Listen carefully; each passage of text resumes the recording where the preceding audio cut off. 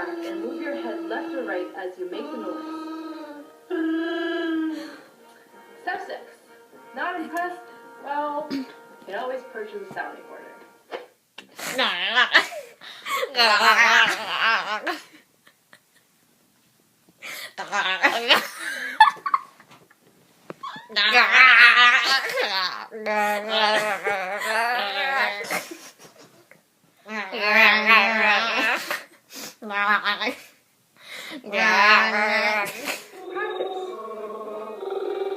Step 5.